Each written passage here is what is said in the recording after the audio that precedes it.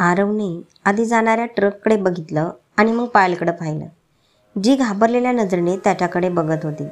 रडत रडत पायलने आरवच्या चेहऱ्याला स्पर्श केला आणि विचारले, तुम्ही ठीक आहे ना? तुम्हाला कुठे लागले तर नाही ना? आरवने त्याच्या गालावर ठेवलेला पायलचा हात धरला आणि पायलच्या डोळ्यात बघत म्हणाला, मी ठीक आहे पायल, तुला तर काही झाले नाही ना? रडत रडत पायलने नाहीमध्ये मान हलवली आणि आरवला मिठी मारून रडू लागली. आरवनेही पायलला आपल्या मिठीत घेतले आणि हळूहळू उठू लागला. तिथे लोकांची गर्दी जमू लागली. आरवने आजूबाजूला पाहिले तेव्हा त्याला अनेक लोक दिसले. काही जण तर त्या दोघांचे फोटोही काढत होते. आरवने हळुवारपणे पायलचे हात धरले आणि तिच्याकडे पाहू लागला. तो हलके हसत म्हणाला, मी ठीक आहे पायल, चल इथून. पायल काहीच बोलू शकली नाही. ती फक्त आरवकडे बघत होती.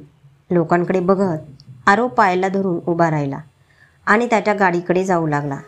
लोक अजूनही दोघांचे फोटो क्लिक करण्यात व्यस्त होते. आरवने पायलला गाडीत बसवले आणि स्वतः येऊन ड्रायव्हिंग सीटवर बसून गाडी स्टार्ट करू लागला. पायल अजूनही त्याच्याकडे रडत बघत होती. भोले बाबा, आज तुम्ही क्षणभर माझा जीवच घेतला, पण थँक्यू, तुम्ही यांना काहीही होऊ दिले नाही. पायल आरवकडे बघत मनात म्हणाली. आरवसुद्धा गाडी चालवताना मनात म्हणाला, तुझे ओठ कधीच काही बोलत नाहीत, पण मला तुझ्या डोळ्यात फक्त माझ्यासाठी प्रेम आणि प्रेमच दिसतं. पायल, असे कोणते कारण आहे जे तुझे डोळे सांगत आहेत? ते तुझ्या ओठांना बोलता येत नाही. माझं श्रीमंत असणं आपल्यात भिंत उभी करत आहे का पायल? की माझा राग तुला तुझ्या भावना व्यक्त करण्यापासून थांबवत आहे? की असे काहीतरी आहे जे तू माझ्यापासून आणि मधूपासून लपवत आहे? पण काय? मला कसं कळणार? आरव विचारात गढून गेला आणि त्याने पुन्हा पायलकडे पाहिलं, जी अजूनही खूप घाबरलेली दिसत होती. तो पुन्हा मनात म्हणाला, मला आता असं वाटतंय तुझ्या भूतकाळात डोकावावं लागेल.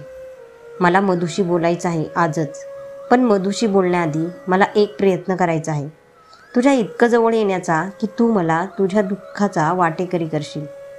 आज पार्टीत संधी मिळताच मला तुझ्याशी बोलावे लागेल. असं मनातल्या मनात म्हणत आरवने गाडीचा वेग वाढवला. इकडे मधू तिच्या घरी अस्वस्थपणे फिरत होती आणि पुन्हा पुन्हा दरवाजाकडे बघत होती. तेवढ्यात दारावरची बेल वाजली. मधूने धावत जाऊन दरवाजा उघडला तर रुद्र तिच्यासमोर उभा होता. इतक्या दिवसांनी एकमेकांना पाहून दोघांच्याही चेहऱ्यावर हसू उमटले. रुद्रने पुढे जाऊन मधूला मिठी मारली आणि म्हणाला, मी तुला खूप मिस केलं मधू. रुद्र आत ये, मधू हसण्याचा प्रयत्न करत म्हणाली. रुद्र आत आला. मधू दरवाजा बंद करून रुद्रकडे आली. तिने रुद्रचा हात धरला आणि डोक्यावर ठेवत म्हणाली, रुद्र, मी जे प्रश्न तुला विचारणार आहे मला त्याचे खरे खरे उत्तर हवे आहे, कारण तुझं खरं बोलणं माझ्यासाठी खूप महत्त्वाचे आहे. माझी आणि पायलची बालपणीची मैत्री पणाला लागली आहे. मला सुद्धा आता तुझ्यापासून सत्य लपवायचं नाही मधू, कारण मला पण असं वाटतं की तुला कळावे की तू किती लकी आहे की पायलसारखी मुलगी तुझी मैत्रीण आहे. रुद्र म्हणाला. मधूने हसण्याचा प्रयत्न केला आणि रुद्रच्या डोक्यावरून तिचा हात हटवला आणि म्हणाली, आणि आज मी माझ्या त्याच मैत्रिणीशी माझे सगळे संबंध तोडून आले आहे. मधूचे बोलणे ऐकून रुद्र स्तब्ध झाला. त्याने मधूचे दोन्ही हात धरले आणि विचारले, तू काय केलंस मधू? मी तुला भेटायला येतोय असं सांगितलं होतं ना, मग तू माझी वाट का पाहिली नाहीस? मी तुला खरे सांगितले असते. मी तुला सांगितले असते की पायल तुझ्यासाठी आरव सरांचे नाटक करत आहे. रुद्रने असे बोलताच मधूचे डोळे विस्फारले आणि ती त्याच्याकडे आश्चर्याने पाहू लागली. रुद्रने डोळे मिटून एक दीर्घ श्वास घेतला आणि डोळे उघडून म्हणाला, हो मधू, पायलने हे नाटक फक्त आणि फक्त तुझ्यासाठी केले आहे. 50 लाख रुपये, बरोबर? क्षणभर विचार करून मधूने विचारले. रुद्रने हळूच होकारार्थी मान हलवली. त्याने होकार देताच मधू स्वतःला आधार देण्यासाठी तिथे सोफ्यावर बसली. तिने आपले दोन्ही हात सोफ्यावर ठेवले आणि बेडशीट घट्ट धरली. त्या रात्री घडलेल्या सर्व गोष्टी तिला आठवू लागल्या. रुद्र मधूच्या पायाजवळ जमिनीवर बसला आणि म्हणाला, मधू, आरव सरांच्या आजीच्या सांगण्यावरून मी पायलला नोकरीवरून काढून टाकले होते, कारण पायलने त्यांच्या घरी राहावे आणि त्यांची काळजी घेण्याचे काम करावे असे त्यांना वाटत होते. पायलने दुसरीकडे नोकरी शोधण्याचा खूप प्रयत्न केला, पण आरव सर तिचा इतका तिरस्कार करत होते की त्यांनी तिला कुठेही नोकरी मिळू दिली नाही. त्यांनी मलाही पायलला फ्लॅट सोडायला सांगण्यासाठी मजबूर केलं. मला त्यांची आज्ञा पाळावी लागली, कारण मी जर त्यांची आज्ञा पाळली नसती तर एका क्षणात त्यांनी माझं करिअर बर्बाद केलं असतं. मी पायलला माझी मजबुरी सांगितल्यावर ती बिचारी मुलगी स्वतःहून तिथून निघून गेली आणि तुला त्रास होऊ नये म्हणून तिने तुला पुण्यात नोकरी आणि घर दोन्ही मिळाल्याचे खोटे सांगितले. पण सत्य हे होते की पायलला ना नोकरी होती ना राहायला घर. अशा परिस्थितीत आरव सरांच्या आजीने तिला त्यांची काळजी घेण्याची नोकरी दिली आणि तिच्या घरी राहण्यासाठी जागा देखील दिली. या गोष्टीमुळे आरव सरांना पायलचा खूप राग आला, पण ते आजीसमोर काही बोलू शकले नाही. पण मग माहीत नाही, अचानक त्यांना पायलमध्ये त्यांची नैना दिसू लागली आणि त्यांनी तुला नाटकातून काढून टाकले आणि पायलला हे नाटक करण्यासाठी विनंती केली. पण पायलने स्पष्टपणे नकार दिला, कारण ती तुला धोका देऊ शकत नाही. पण तू आरव सरांना चांगलंच ओळखते. जेव्हा ते एखादा निर्णय घेतात तेव्हा त्यांचा निर्णय कोणीही बदलू शकत नाही. त्यांना फक्त जिंकायचे माहीत आहे आणि जिंकण्यासाठी ते कोणत्याही थराला जाऊ शकतात. पायलने नकार दिल्यानंतर त्यांनी त्यांचा खेळ सुरू केला. त्यांनी जबरदस्तीने तो फ्लॅट माझ्याकडून रातोरात विकत घेतला, ज्यामध्ये तू राहत होती, आणि तुला बेघर केले. मग पायलला ब्लॅकमेल करण्यासाठी त्यांनी तुझे कार्ड रद्द केले. त्यांनी तुझ्यासाठी चित्रपट आणि TV इंडस्ट्रीचे दरवाजे कायमचे बंद केले आणि त्यांना जे हवे होते तेच झाले. तू तुझा सगळा राग पायलवर काढलास आणि पायलचा एकुलता एक आधारही निघून गेला. पण तरीही पायल तुटली नाही. आरव सरांसमोर ती झुकली नाही. तिने त्यांच्या नाटकात तुझी जागा घ्यायला साफ नकार दिला. पण मग अचानक माझ्या वडिलांना हृदयविकाराचा झटका आला आणि मला त्यांच्या उपचारासाठी 50 लाख रुपयांची गरज होती. आणि पायलने आरव सरांचे नाटक साईन केले आणि त्यांच्याकडून माझ्यासाठी 50 लाख रुपये घेतले, हो ना? मधूने रुद्रकडे न बघता विचारले. मधूचा प्रश्न ऐकून रुद्र हळूच म्हणाला, हो मधू, पायलने ते पैसे तुझ्या बाबांच्या उपचारासाठी घेतले होते.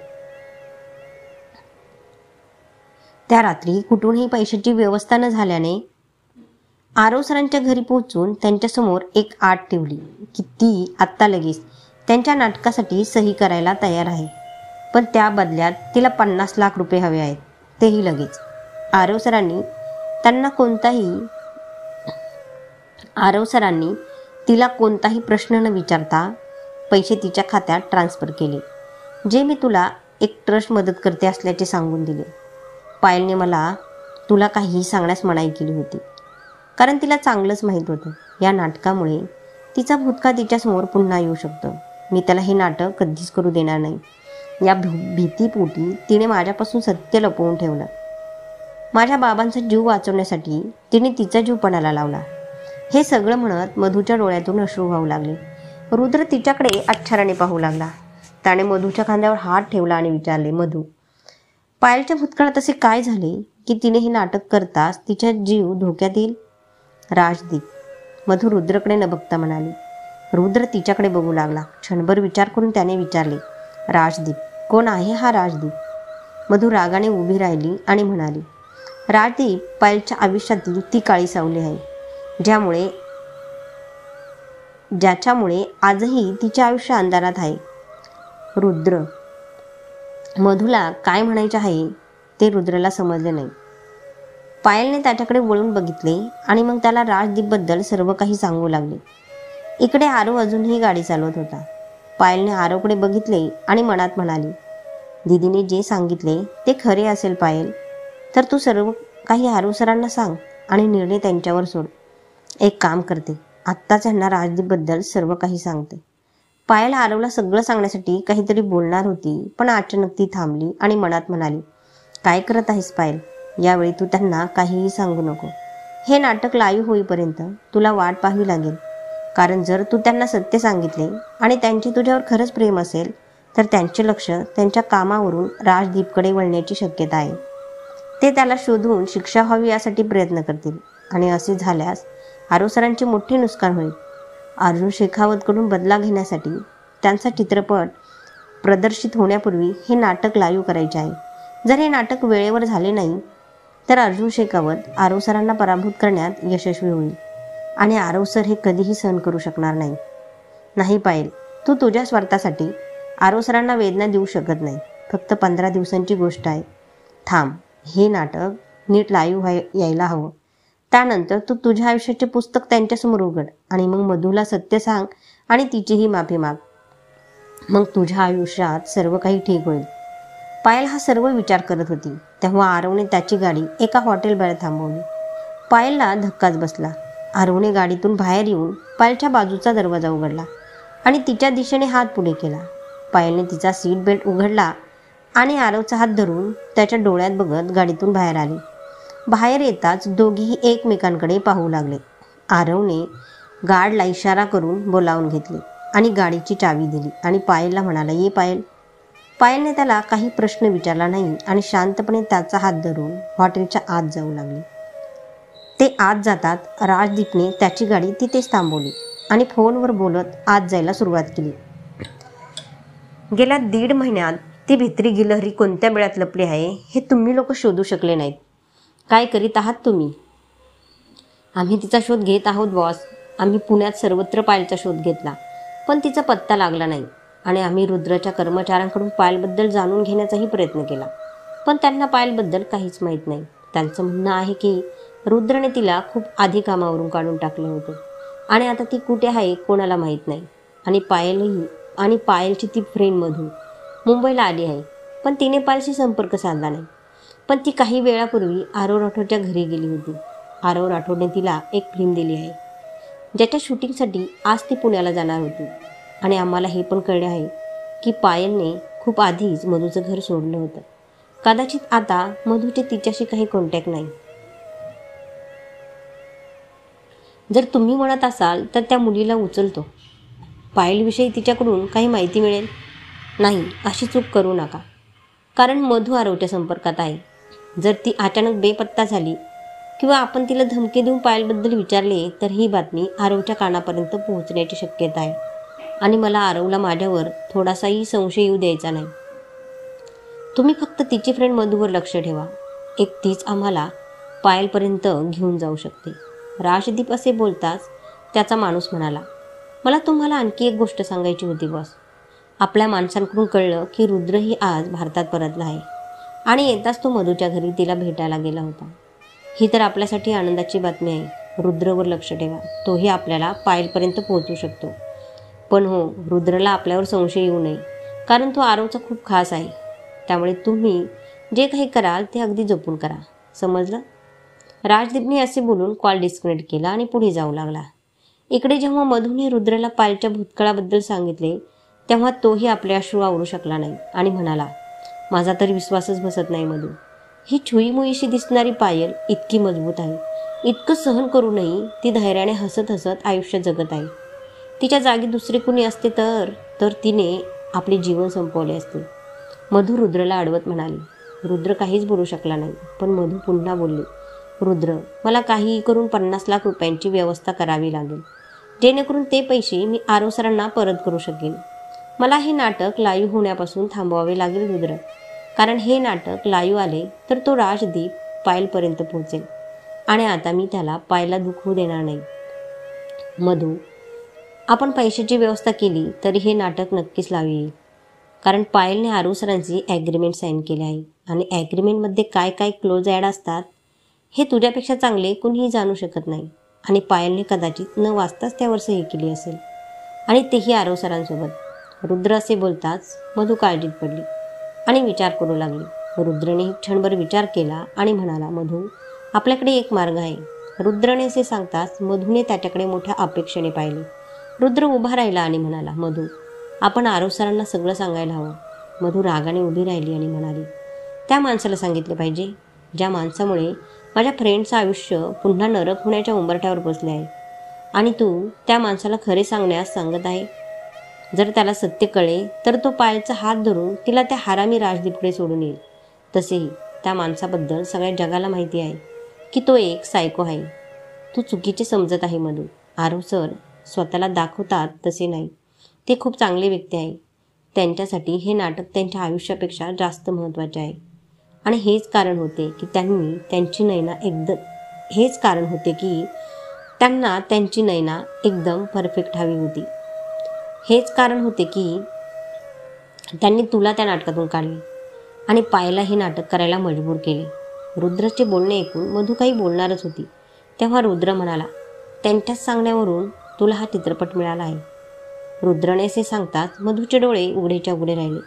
रुद्र तिच्या जवळ आला आणि तिचे दोन्ही हात धरत म्हणाला, हो मधू, आरव सर कधीच कोणावर अन्याय करत नाही. तू चांगली अभिनेत्री आहेस हे त्यांनाही माहीत आहे. पण तू नयनाच्या भूमिकेसाठी योग्य नव्हतीस म्हणून त्यांनी पायलला तुझी जागा दिली. पण तुला त्यांच्या मित्राचा चित्रपट देऊन तुला बॉलिवूडमध्ये पहिला ब्रेक त्यांच्यामुळेच मिळाला आहे. खरं तर तू सध्या राहत असलेला फ्लॅट तोही आदी सरांचा आहे. जर त्यांना सगळं काही सांगितले तर कदाचित ते पायला मदत करू शकतील. ते अशा लोकांपैकी एक आहेत. मुलींवर अन्याय करणाऱ्या व्यक्तीला ते रस्त्याच्या मधोमध उभे करून गोळ्या घालतील. पायलला त्या राजदीपपासून मुक्त करण्याचा हा योग्य मार्ग आहे. रुद्रचे बोलणे ऐकून मधू विचारात बुडाली. इकडे आरवने पायलचा हात पकडून तिला हॉटेलमध्ये सुरू असलेल्या पार्टीत आणले. पायलने लगेच विचारले, आपण मीटिंगला आलो होतो ना, मग ही पार्टी? पायल, ही माझ्या एका मित्राची पार्टी आहे. इथे येणं गरजेचं होतं आणि ही एक कपल पार्टी असल्यामुळे माझ्याकडे तुझ्याशिवाय दुसरा पर्याय नव्हता म्हणून मला तुला इथं आणावं लागलं, आरव आकडूपणे म्हणाला. पायल हसली आणि त्याच स्वरात म्हणाली, माझ्यावर केलेले हे उपकार मी आयुष्यभर विसरणार नाही सरकार. शब्द नाहीत माझ्याकडे माझ्या भावना व्यक्त करायला. चूप कर पायल, आरव तिच्याकडे रागाने बघत म्हणाला. पायलनेही त्याच्याकडे रागाने पाहिलं आणि तिथून निघून गेली. ती निघून जाताच आरवला स्वतःचाच राग आला आणि म्हणाला, आरव, तिच्याशी असं बोलशील का? अशा प्रकारे तुला तिच्या वेदनांचे कारण कळेल का? आधी अगदी बरोबर बोलतो की तू खरंच गाढव आहेस. तू ना तुझ्या फिलिंग्स तिच्याशी शेअर करू शकत आहेस ना तिच्या मनातील भावना तिच्या ओठांपर्यंत आणू शकतोस. तू फक्त स्टेजवर खोटा रोमॅन्स करू शकतो, इडियट. असे म्हणत आरव पायलच्या मागे गेला. तो पुढे जाताच राजदीपही पार्टीत पोहोचला. तेवढ्यात एक मुलगी आली आणि तिच्या दोन्ही हातांनी राजदीपचा हात धरला आणि म्हणाली, मी आले आहे राजदीप. राजदीपने तिच्याकडे एक तिखट स्मित करून पाहिला आणि म्हणाला, मी तुझीच वाट पाहत होतो स्वीटहार्ट. तुझ्याशिवाय या पार्टीची मजा नाही. ती मुलगी हसायला लागली. इकडे आरव पार्टीत पायला शोधत होता. तेवढ्यात त्याचा मित्र त्याला पाहताच त्याच्याजवळ आला आणि म्हणाला, हाय मित्रा. त्याला पाहताच आरवने हसून त्याला मिठी मारली आणि म्हणाला, अभिनंदन रोमिल. तुझ्या पहिल्या चित्रपटाच्या यशाबद्दल तुझे अभिनंदन. थँक्यू यार. तसे तू माझ्या पार्टीला येशील असं मला वाटलं नव्हतं. म्हणजे काय, तुला पार्ट्या अटेंड करायला आवडत नाही? मग रोमिलने आरवच्या आजूबाजूला पाहिलं आणि म्हणाला, तू एकटाच आला आहेस का? तुझा तो जोडीदार आधी कुठे आहे? आधी माझ्याबरोबर आला नाही. नाटक लाईव्ह व्हायला काही दिवसच उरले आहेत. तो काही महत्त्वाच्या कामात व्यस्त आहे म्हणूनच मला यावं लागलं. तुझी पार्टी चुकवू शकत नव्हतो ना, आरव म्हणाला. रोमिल हसला आणि पुढे जाताना त्याच्या गळ्यात हात टाकला आणि म्हणाला, बाय द वे, मी तुला आठवण करून देतो की ही एक कपल पार्टी आहे, त्यामुळे इथे एकट्याने अलाउड नाही. आरवने त्याचा हात काढून विचारले, तुला कोणी सांगितले की मी इथे एकटा आलो आहे? रोमिल त्याच्याकडे आश्चर्याने पाहू लागला. मी इथे माझ्या पार्टनरसोबत आलो आहे, समजले? आरव म्हणाला. रोमिलचे डोळे मोठे झाले. आरव त्याच्याकडे पाहून हसला आणि म्हणाला, आणि या संपूर्ण पार्टीत तिच्यापेक्षा सुंदर दुसरी मुलगी नसेल. आणि जेव्हा ती माझ्यासोबत फ्लोअरवर येईल तेव्हा सर्वांचे श्वास थांबतील. खरंच. मग मी पण तुझ्या पार्टनरला भेटण्याच्या आतुरतेने वाट पाहतोय. कुठे आहे ती? पार्टीत आजूबाजूला बघत रोमिलने विचारले. इथेच आहे, मी तिला आत्ता घेऊन येतो. असं म्हणत आरव तिथून निघून गेला आणि पायलचा शोध घेऊ लागला. तेवढ्यात त्याची नजर खिडकीजवळ एकटी उभी असलेल्या पायलवर पडली. तो पायलकडे आला. त्याने तिथला पडदा हटवला आणि पायलचा हात पकडून तिला जवळ घेतलं. पायल त्याच्याकडे आश्चर्याने पाहू लागली. आरवने विचारले, तू इथे एकटी का उभी आहेस? पायलने त्याच्या डोळ्यात पाहिलं आणि म्हणाली, मी हिंमत जमवायचा प्रयत्न करते जेणेकरून मी तुम्हाला सांगू शकेन जे गेल्या 1.5 महिन्यापासून मला सांगायचे आहे. पायलने असे बोलताच आरवचा चेहरा उजळला. त्याने पायलच्या ओठांकडे पाहिले आणि ती काहीतरी बोलेल याची उत्सुकतेने वाट पाहू लागला. पायलने काही बोलायचा प्रयत्न केला तेव्हा तिचे ओठ थरथरू लागले. आरवने तिच्या थरथरत्या ओठांकडे पाहिले आणि मग त्याच्या दोन्ही तळहातांनी तिच्या चेहऱ्याला स्पर्श केला आणि म्हणाला, बोल पायल, तू मला तुझ्या मनातील सर्व काही न घाबरता, न डगमगता आणि न लाजता सांगू शकतेस. मी तुला वचन देतो, आयुष्याच्या प्रत्येक वळणावर मी तुला साथ देईन. मी तुला कधीच एकटे सोडणार नाही. मी ती वाऱ्याची झुळूकही तुझ्या जवळ येऊ देणार नाही, जिच्या स्पर्शाने तुला जराशाही वेदना होतील. मी त्या वादळाची दिशा बदलेल, जे तुला वेदना द्यायला तुझ्याकडे येईल. मी असताना तुझ्या सावलीलाही कुणी हात लावू शकणार नाही पायल. त्यामुळे तुला कोणाची भीती बाळगण्याची गरज नाही. तुझ्या हृदयात जे काही आहे पायल, ते आज सांग. स्वतःला वेदना देऊ नको, नाहीतर ही वेदना तुला आतल्या आत मारून टाकेल. बोल पायल, बोल. ते मी तुम्हाला.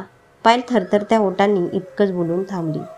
आरवने तिचे दोन्ही खांदे पकडून तिला जवळ घेतले. ते मी काय पायल?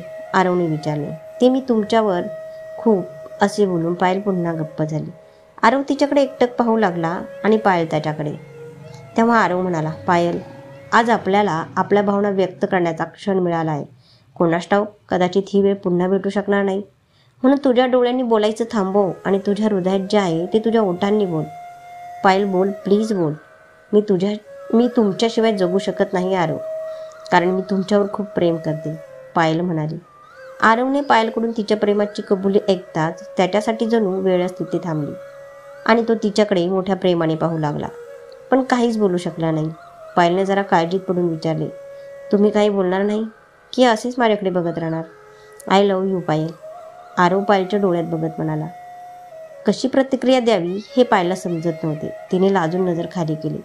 तेव्हा आरवने तिच्या हनवटीवर त्याचे एक बोट ठेवून तिचा चेहरा वर केला आणि म्हणाला, पायल, नजर खाली करू नकोस. मला या डोळ्यांमध्ये स्वतःला पाहायचे आहे. पायल पुन्हा डोळे न मिचकवता आरवकडे पाहू लागली आणि आरव तिच्याकडे पाहू लागला. धन्यवाद.